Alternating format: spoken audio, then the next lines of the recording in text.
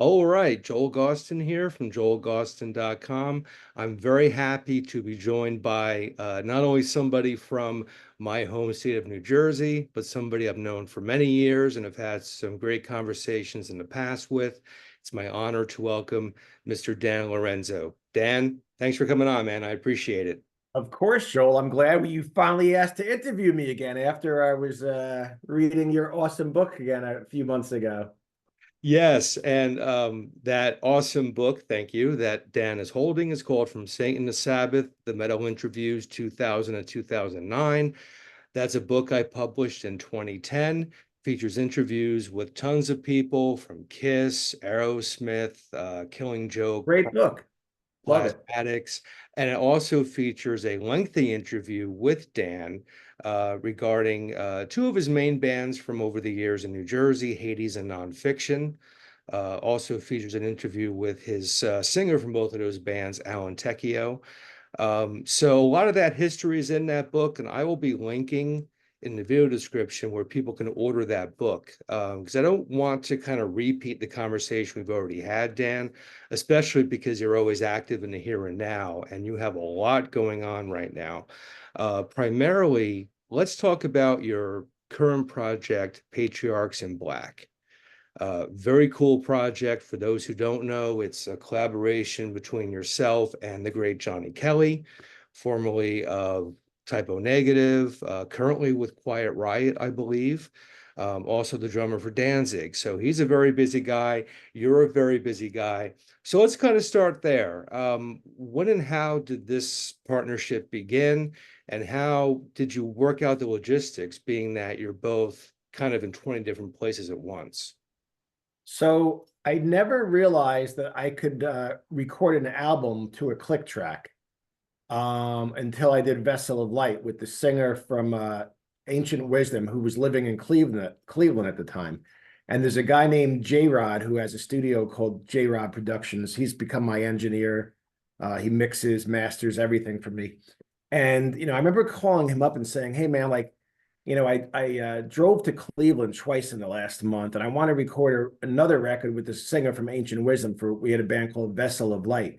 I'm like, is there any way I could record my guitar tracks to a click track first? He's like, yeah, I do it all the time. I'm like, wow, that would make things easier than driving 8 hours to Cleveland again. So we did a Vessel of Light did 4 records in 3 years, and then I did 2 records in 2 years with Cassius King, with Jason McMaster on vocals, and former HADES members Jimmy Shulman and Ron Lipnicki on bass and drums. And I just kept writing and writing. And Jimmy and Ron, everybody's like, dude, I can't keep up with you. This is crazy. You're writing too much. So I was talking with Bobby Blitz. I'm like, I'm thinking of reaching out to Johnny Kelly. He's like, Johnny Kelly is the perfect drummer for your riffs. So I sent Johnny an email. I don't remember Johnny and I ever being friendly or having any conversations in person when Nonfiction would play with Typo Negative. And that's my own fault because I was single at the time, and I think I didn't really concentrate on talking with males and musicians. It's just I don't drink, I don't smoke, so I think that's the reason why I never talked to that many guys. But so I sent Johnny some riffs. Basically, when I say riff, it's a complete finished song. Like I play to a click and I just arranged it and everything. And Johnny came back right away. He's like, what do you think of this direction? I'm like, this direction? I'm like, it's perfect. There's no direction. It's just exactly what you did. That's perfect. So he was really easy to work with. And then we sent the first song to Carl Legel. And after like 2 weeks, Carl didn't send anything back. And I have the attention span of like a 4-year-old. And I was thinking to myself, I wonder if we should use different singers on this. And Johnny calls me. He's like, hey, why don't we use different singers and different bass players on every song? I'm like, that's so weird. I'm like, I was just thinking that. So now I start sending songs to other singers. And then a day or two later, Carl Legel from Corrosion of Conformity sends us back the song Demon of Regret. And it's perfect. I'm like, oh my God, we just made a big mistake. I already asked these other singers. But then the other singers sent their stuff back. I'm like, this is so cool, like having a different singer, because I've always been in bands, whether it was HADES or Nonfiction or The Cursed, Vessel of Light. Everybody's like, oh, I love your riffs, but I don't like the singer. There's always a portion of people who don't love the singer. So now with Johnny Kelly and Patriarchs of Black, we have a different singer on every song. So if you don't love the one singer just forwarded to the next song. So it's become really fun. And we've released 3 albums in 3 years, and I've already written and recorded, and Johnny has already played drums to like 4 new songs for the next album.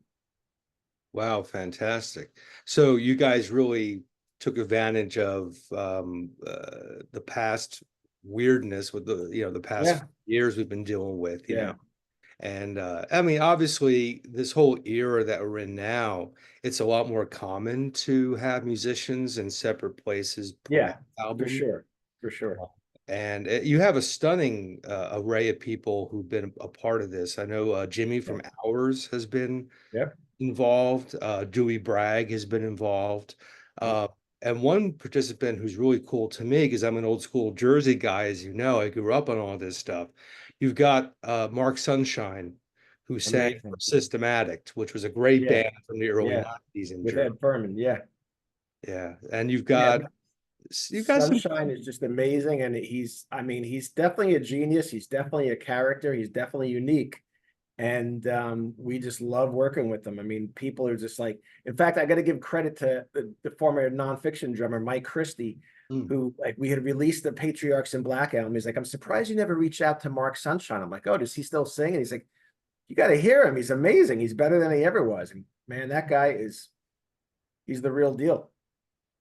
Yeah, it's cool. There are so many threads, even Yeah, still. It's all new music, but some of the characters change, but in a lot of ways they stay the same, and yeah, that's a Jersey thing I've grown to discover as I've done these videos from the past with people from Jersey is people kind of stick together, yeah. for the most part. I know people come and go, but to have Mark Sunshine on a current thing that you're doing, is awesome because here we are, 30 plus years after the fact, and it's current now, so it's really cool. And you've got some phenomenal bass players as well. I know you got one of the cats from Dog Eat Dog on the record, and or who Dave else Newberg. is doing? Um, okay, so JD from Black Label Society, he's actually playing a song on the next record, my favorite song off the next record that nobody will hear until 2025 at the earliest. But he also played on a song on the previous record, My Veneration. Um, Eric J. Morgan from Pale Horse Named Death, Johnny Araya, who is Tom Araya's brother, Mhm. Easy Ezekiel from the Amish Outlaws, who is a big Hades fan. I know I'm leaving some people out, and I apologize, but there's so many people. And then singers, we got this guy Kelly Abe, who's a young guy. He's got a great band called Resection, and DMC from Run DMC is on a song. Rob Trainer from Blackwater Rising. So many different people. Jason McMaster from Cassius King and Watchtower sang a song in the new record. So yeah, just lots and lots of different people. Sometimes I forget a name, and I apologize to anybody who I forgot, but it's a really, really fun project, Patriarchs in Black, and seems like things are moving with the third album, Visioning, which just came out on Metalville Records. Yeah, so you're really averaging an album a year at Yeah. this project, which Yeah, is I've done 9 albums in the last 8 years, and I literally have 10 or 12 songs finished for whatever's next. Definitely Patriarchs in Black, and it might be some other stuff as well. I mean, I'm writing with DMC now. I'm writing music for him. So I was just telling Mike Christie today, like, I swear, Joel, if I didn't have a full-time job and I didn't play basketball, I swear I could write an album every 3 months, I would think, I don't think it would be that difficult. yeah, yeah. So how did the DMC collaboration come about? Because it is a bit of a left field one. Yeah. Well, there's a great guy named Craig Safola who's an amazing videographer. And my buddy J Rod showed me a video that Craig Safola did for him. And Craig used to live in Rockland County. He moved to Florida, and he did the Last Exodus documentary. And then he played drums. Tom Hunting from Exodus did a solo record, which is all covers. And Craig played drums on that. And they sent me something that DMC did for Tom Hunting, like it's the middle of a cover song where DMC did an original rap. And they're like, we need a guitar thing behind this. And I swear he sent it to me. And I'm like, I hear the guitar already. It's really obvious to me what the guitar should be.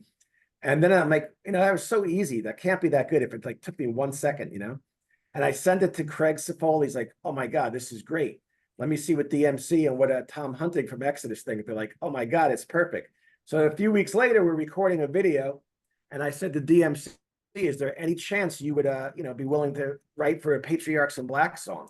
So he said, yeah, send me something. So he sent me things, and he doesn't respond. I sent him another, no response, sent him another, and he's like, that one. So he's on the track Veneration from the last album with Mark Sunshine. And then on the new album, he sings on the song Welcome to Hell Again. And then on top of that, with DMC, I thought I wrote a song for DMC's solo record. It ended up being a project called Terrific, and the song is called Game Changer. And that video just came out a couple days ago. I wrote the music again for that. DMC sends me the drum beat on a Sunday night. I just got home from Key West, and if I got the drum beat at 5:01, not to be a dick, Joel, but I sent him my guitar at 5:02. Like, I just hear it right away, and he freaked out. And then, so now we're writing more together. It's been really fun. He's the nicest guy ever. Yeah, I have heard that from other people that Such a sweetheart. Yeah. And Jimmy from Hades is part of that terrific thing as Yeah, well. he's in the video, and Jimmy Shulman was in Vessel of Light and Cassius King, and then all that stuff coming out.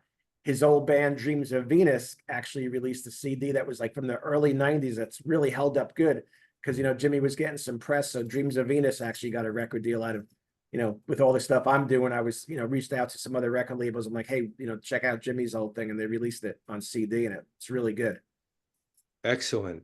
And this new album from Patriarchs in Black, yeah. which I mean is brand new. It's like Yeah. a gold at this point, Visioning.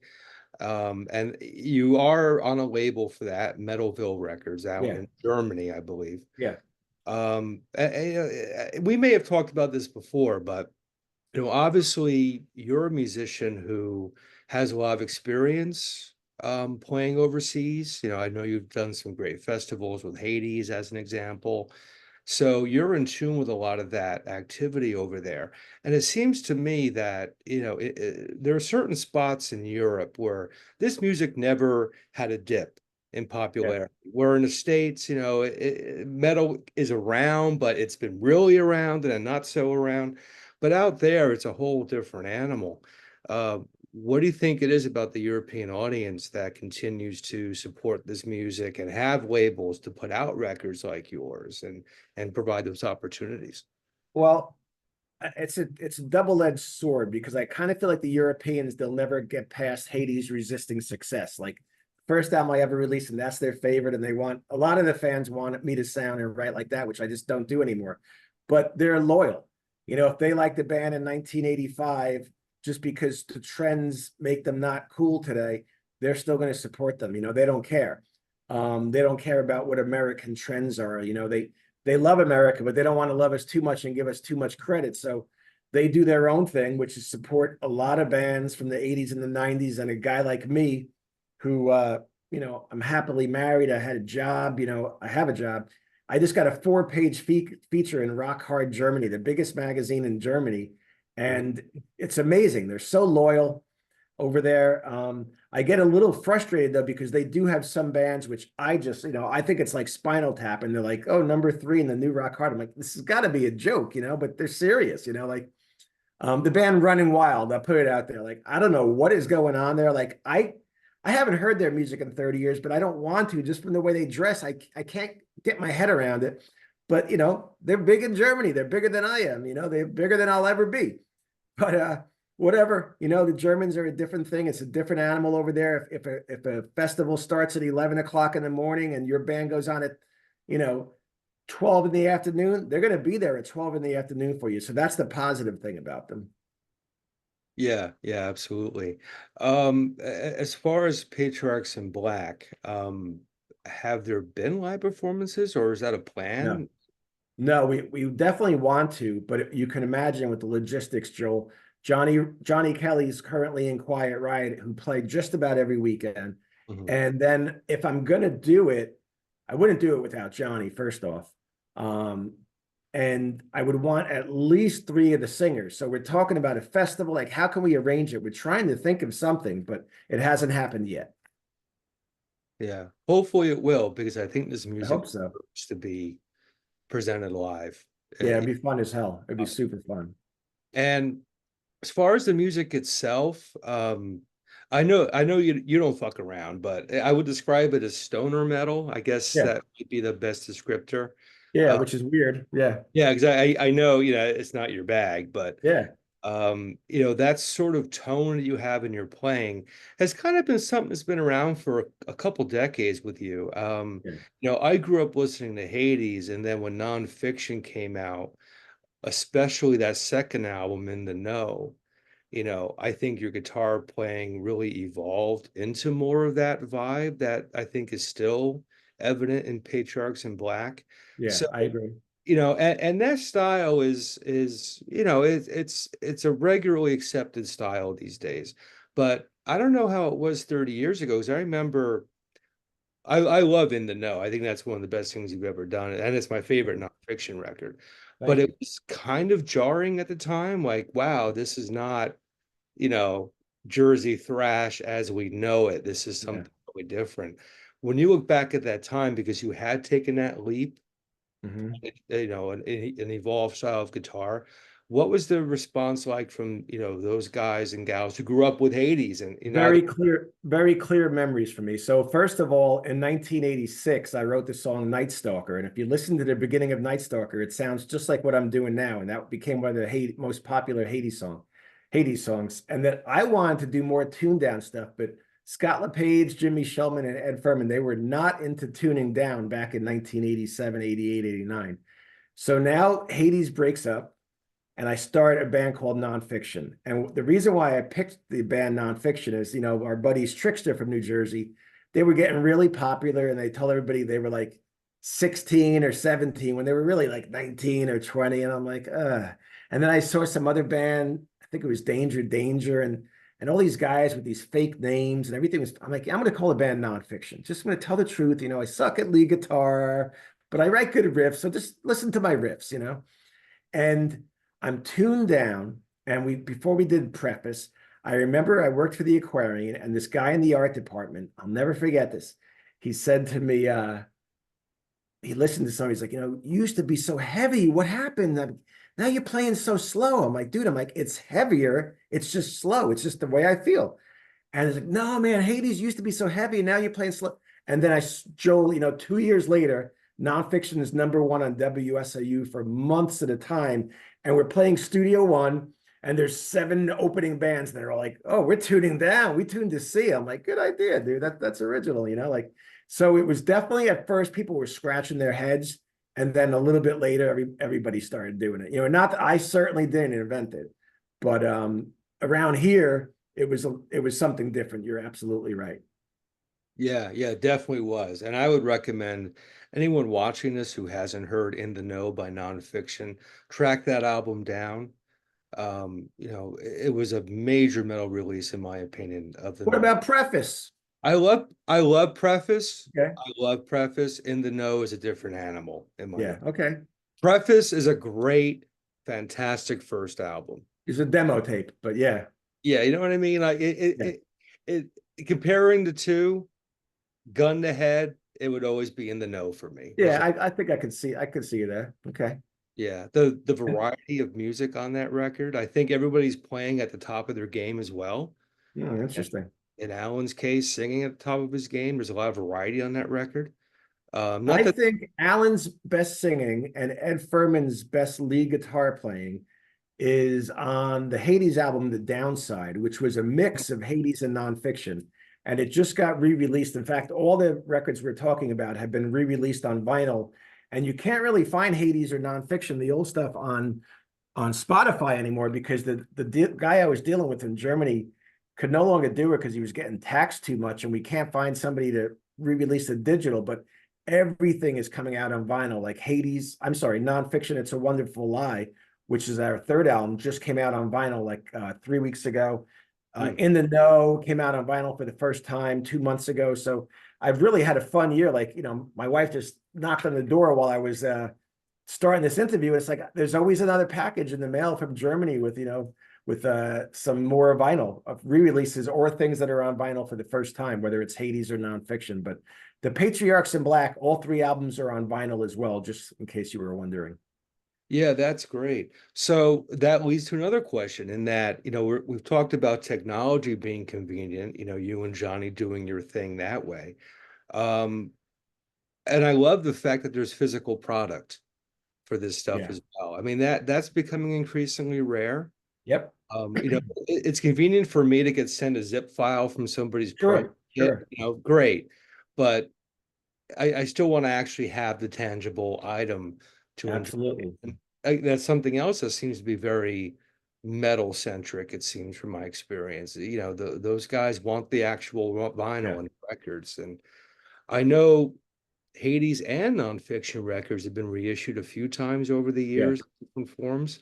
I think I've got multiple copies of a few of Yeah. those records for that reason. Which begs the question, because I know both of those bands at different times over the years have reformed and done things here and there. Um, what, if any, chances exist in 2024 of either band doing something again?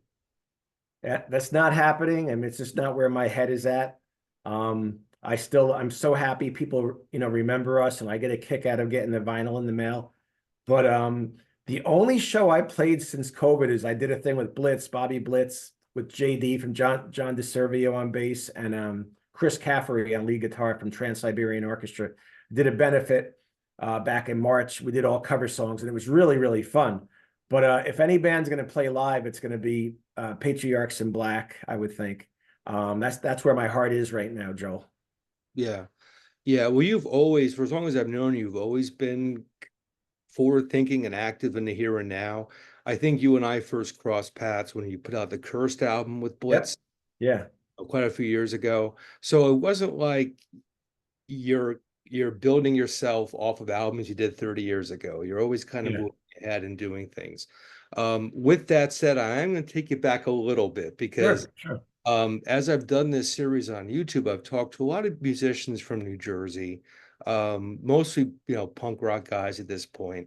Right. And mentions of the old clubs come up, all the places that aren't around anymore, the Studio Ones, the Club Benets, the Pipelines, people like Chris Berry and Jacko down to Jersey Shore. There's a whole era that's not here anymore, but a lot of us, including myself and certainly you, came up in this world at that time. Hmm. Um, uh, what are your thoughts on where things are now in Jersey? I mean, I know there's Dingbats, of course, which is Yeah. always Dingbats. Freddie is the nicest club owner in the history of the world. And if I love that Dingbats is on one side of the street and Dingoes is on the other side of the street. And I love hanging out at Dingoes when maybe a band you don't care about so much is, playing before the headliner or whatever. But I tell you, Joe, I just went to the Starland Ballroom back in April to see Overkill. I think it was April or May, and it was a mob scene. It was only my second time at the Starland, and I mean, it was uncomfortably packed. So that was nice to see. Starland is a great room, but yeah, up here, you know, and it's half an hour south of me is Dingbats, and then for bigger bands, you got the Wellmont Theater. But yeah, we all miss the old club days. And my wife and I were in the city a few weeks ago, and I took a picture of myself. I had my wife take a picture of me in front of the Limelight. That was like, what a magical place on Sunday nights. And I am age 61, going to bed like 10:30 or 11 o'clock at night. And back on the Sunday at the Limelight, you wouldn't even leave your house until maybe 9:30 or 10 o'clock to go to the Limelight on a Sunday night. So things have certainly changed. I'll say that. Yeah, yeah, absolutely. I will say about Dingo's Den. Um, Last time I was there, which was a couple years ago, and I was still eating meat back then. Taylor ham pizza, which is the most New Jersey thing ever, and it is Taylor ham. It's not pork roll for the Never even heard of that. right. So, that's a little spot of Jersey for you there. Taylor ham pizza. Like Go Freddie. why do you have to wait so long to have that? It should have been like for birth. But then you stopped eating meat after that. I haven't eaten meat in like 26 years, 25 years now, I think. Wow. And I love the taste of meat. I love the smell of meat, but and people are like, oh, but why do you eat fake meat? It's like, because I like the taste of meat. I just don't want the animals to get tortured. I hate what they do to the animals, and I'm not preachy about it. In fact, I probably never even mentioned this in an interview, but my wife's a vegetarian and I'm a pescatarian. I still eat fish, eggs, and cheese. Yeah. Yeah. Well, I mean, there's a whole industry that's a whole other conversation as far as Absolutely. Yeah. farming and all that. And Yeah. It's you know, terrible. Terrible. but yeah, I mean the fake meat that's on the market Yeah. today, it's not of my taste. I'd rather not have anything, because Really, I'll take an Impossible Burger every now and then. Every now and then it hits the spot, you know? yeah, yeah, it's once in a while that's okay, but it's I don't miss the real thing either way. I do. I got to say I do, but I won't eat it. Yeah, yeah. Well, that's a good thing, a few less things had to die. Yeah, You're doing absolutely. it that Hopefully. way. Yeah. So I'm with you on that entirely. So, we're looking at the end of July now. Um, so we're, leaning towards the end of 2024. What's in the works for you, say, over the next 6 months or so, musically, and with any of these projects you've got boiling at the moment? Well, like I said, I've already written a couple songs for DMC that haven't been released yet. And I've already written a bunch of stuff, and Johnny Kelly's already played drums for the next Patriarchs in Black. And I've already written some songs that I've given to a gentleman named Robert Ellsworth, aka Bobby Blitz. We'll see. He loves the music. I'm trying to push him to do a solo record as opposed to the Cursed reunion, Mhm. but we shall see how that goes. And I haven't told anybody that before, just so you know, Joel. You just got an exclusive there. Nice, nice, nice. I appreciate that. Although don't get mad, I got two interviews after this, so it might not be exclusive after tonight, but Bastards. I got to post this like within the next 15 minutes after we wrap yeah, up. right. Can't do that, unfortunately, but I appreciate you sharing the good news nonetheless.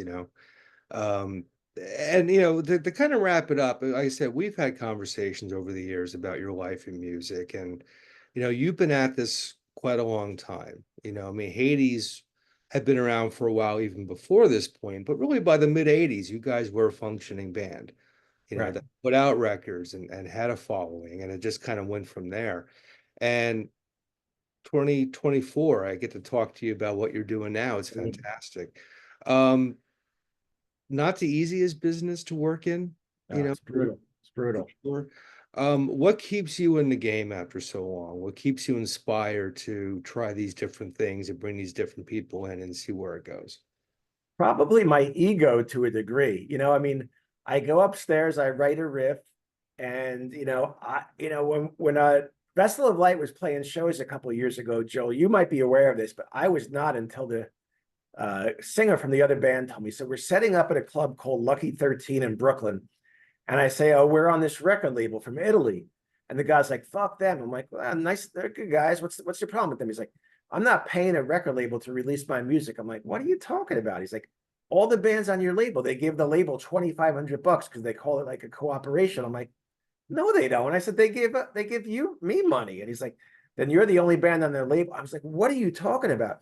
And then the next couple of days later, I'm like, hey man, our new record's ready. You still release it in January. He's like, I got these other bands. I'm like, dude, I'm like, do you charge bands to release? He's like, yeah. He's like, it's the only way I can survive. I'm like, I've never even heard of that. So I consider myself fortunate that Patriarchs in Black, we get this much money to, do our record. And I end up spending more money on it because, like I said, I have an ego. I want people to say, man, this guy writes great riffs. I want people to hear that I'm still writing. So I buy ads on Blabbermouth, or I buy ads in magazines because, I want my music heard, and that must stem from the ego, right? I'm not going to deny that, but it's also just a love. I love writing a new song and hearing it on a CD or on a vinyl or even on, whatever, Spotify. It's thrilling. I mean, it's thrilling to me. Yeah, absolutely. Well, it's thrilling to hear what you come up with, man. Thank I'm you, brother. always excited to see what you're up to. And it's funny, and I say this with the utmost respect. You're an insane self-promoter. My inbox is full of your stuff, man. And I love seeing it. It's hard to keep track of so much of I it all know. the I time. know. But that's why the last time I saw you come through, I'm like, I gotta get this guy on. We gotta Thank you. we gotta just tie it all together. And give people an update. So, I always appreciate the fact that you haven't stopped working. You're always enthusiastic. You've been from the moment I've met you, and that was years ago, and you were already years into this at Yeah. that point. So the fact you're still out there doing it, it's a wonderful thing. Thank you for the music. The new album, Visioning, Patriarchs in Black, is available now. I will include all pertinent links in the video description. And yes, including that book that Dan was gracious enough to be a part of. And we will definitely let people know what's going on with you and your projects in the video. And I hope this is the first of many conversations we'll have on this channel moving forward, man. So keep me posted, and can't wait for the next album next year, 'cause I know it's coming. Hopefully, Joe. Thanks for having me, brother. My pleasure, man. Take care. Bye-bye.